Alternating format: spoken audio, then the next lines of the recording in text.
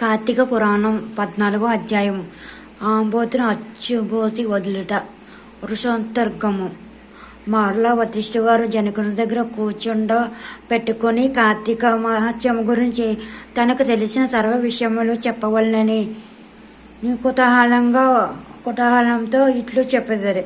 ఓ రాజా, కార్తీక పౌర్ణమి రోజున పితృగా వృషోత్తర్జనము చేయుట, శివలీల సాలగ్రామమును దానం చేయుట, ఉసిరికాయల దక్షిణలతో దానం చేయుట మొదలైన పుణ్యకార్యముల వల్ల వెనుకటి జన్మమందు చేసిన సమస్త పాపములు నశింపచేసుకుందరు.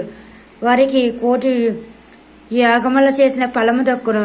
ప్రతి మనుషుడి పితృదేవతలను తమ వంశం ఎవరు ఆంబోతులకు అచ్చివేసి వదులుతారో అని ఎదురు చూసి చుందురు. ఎవడు ధనవంతుడై ఉండి పుణ్యకారములు చెయ్యక దాన ధర్మములు చెయ్యక కడుక ఆంబోతులకు అచ్చివేసి పెండ్లి అయినను చెయ్యడో అట్టువాడు రోబవాడి సకల నరకములను అనుభవించుటకే కాక వాణి బంధములు కూడా నరకముకు గురి చేయును.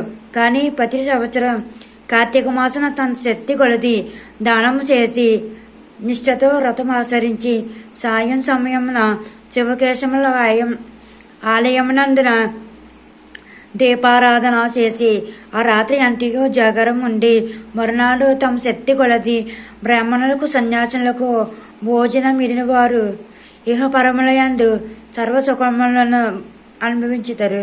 కార్తీక మాసంలో విసర్జించవలసినవి.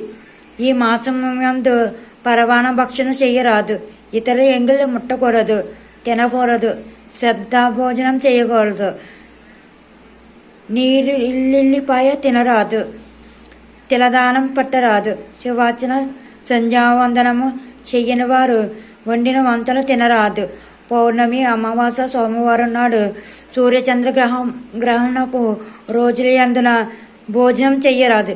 కార్తీక మాసం నెల రోజులు కూడా రాత్రి భుజించరాదు. విధవ వండినవి తినరాదు. ఏకాదశి, ద్వాదశి వ్రతములు చేయవారులు ఆ రెండు రాత్రులు తప్పనిసరిగా జాగరం ఉండవాలి. ఒక పూట మాత్రమే భోజనము చెయ్యవలను. కార్తీక మాసంలో తైలం రాసుకుని స్నానం చేయకూడదు. పురాణమును విమర్శించరాదు. కార్తీక మాసమున వేడి నీటితో స్నానం చేసిన కళ్ళుతో సమానమని బ్రహ్మదేవుడు చెప్పును. కావున వేడి నీటితో స్నానం కూడదు. ఒకవేళ అనారోగ్యముగా ఉండి ఎలాగైనా విడవకుండా కార్తీక మాసం వ్రతం చెయ్యవలనన్న కుతూహలం గలవారు మాత్రమే వేడి నీటి స్నానం చెయ్యవచ్చును. అట్లా చెయ్యవారు గంగా, గోదావరి, సరస్వతి, యమున నదుల పేరును మనసులో స్మరించి స్నానం చేయవలను. ఏ నది తనకు దగ్గరలో ఉంటే ఆ నదిలో ప్రాతకాలంలో స్నానం చెయ్యవలను. అట్లు చెయ్యని వాళ్ళ మహాపాపి అయి జన్మజన్మల నరకకోపం కుసిత్తురు.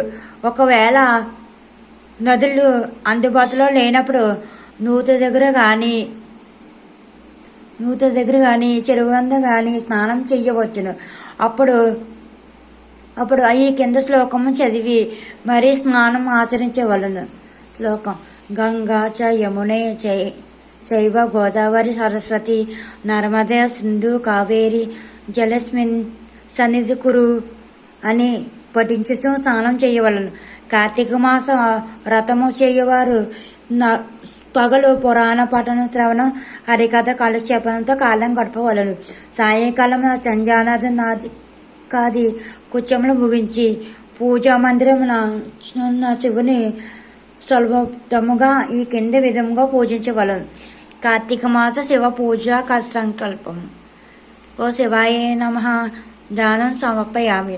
ఓ పరమేశ్వరాయ నమః ఆవాహనం సమర్పయామి. ఓ కైలాసవాసాయ నమః నవరత్న సింహాసనం సమర్పయామి. ఓ గౌరీనాథాయ నమః పాద్యం సమర్పయామి. ఓ లోకేశ్వరాయ నమః అర్జుం సమర్పయామి. ఓం వృషభవాహనాయ నమః స్నానం సమర్పయామి. ఓ దిగంబర నమః వస్త్రం సమర్పయామి. ఓ జగన్నాథ నమః గంధ జగన్నాథ నమ యజ్ఞోపేతం సమర్పయామి. ఓ కపలాధర్యే నమ గంధం సమర్పయామి. ఓ సంపూర్ణ గణాయ నమ పుష్పం సమర్పయామి.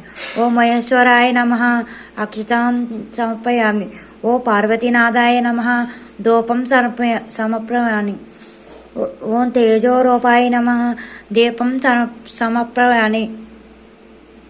ఓం లోకరక్షాయ నమ నైవేద్యం సమర్పయామి. ఓ త్రిలోచనాయ నమ కర్పూర నీరాజనం సమర్పయామి. ఓం శంకరాయ నమ సువర్ణ మంత్ర పుష్ప సమర్పయామి. ఓం భవాయే నమ ప్రదక్షిణ నమస్కారం సమర్పయామి. ఈ ప్రకారంగా కార్తీక మాసం ఎంతో పూజించవలను. శివ సన్నిధిని దీపారాధన చేయవలను. ఈ విధంగా శివ పూజ చేసిన ఎడల ధన్యుడు రఘును. పూజ అనంతరం శక్తిని బట్టి బ్రాహ్మణుకు సమారాధన చేసే దక్షిణ తాంబూలం సంస్కారంతో సంతృప్తి పరచవలను. ఇట్లు చేసిన 100 అశ్వమేధ యాగములు చేసిన ఫలము 1000 వాజపేయ యాగాలు చేసిన ఫలము కలుగును. కార్తీక మాసం నెల రోజులు బ్రాహ్మణ సమారాధన, శివకేశవుల సన్నిధి, నిత్య దీపారాధన, తులసికోట వద్ద కర్పూర హారతులతో దీపారాధన చేసిన ఎడల వారికి వారి వంశీయులకు పితృదేవతలకు మోక్షం కలుగును. శక్తి కలిగి ఉండి కూడా ఈ వ్రతం ఆచరించిన వారు 100 జన్మల నానా యుగందున జన్మించి తర్వాత నక్క, కుక్క, పంది, పిల్ల, ఎలుక మొదలైన జన్మలు ఎత్తుతారు. ఈ వ్రతము శాస్త్రోత్తరముగా ఆచరించిన ఎడల 16 జన్మల యొక్క పూర్వజన్మం కలుగును. 15 జన్మల యొక్క పూర్వజ్ఞానము కలుగును. వ్రతం చేసినను పురాణం చదివినను విన్నను అట్టి వారులకు సకల ఐశ్వర్యములు కలిగి మోక్షప్రాప్తి కలుగును. ఇట్లు కంద పురాంతరగా వశిష్ఠ ప్రోత కార్తీక మహాచ మండలి చతుర్దశ అధ్యాయము 14వ రోజు పారాయణ సమాప్తం. ప్లీజ్ తప్పుల నుంచి క్షమించండి. Like, share, comments, subscribe. Bye.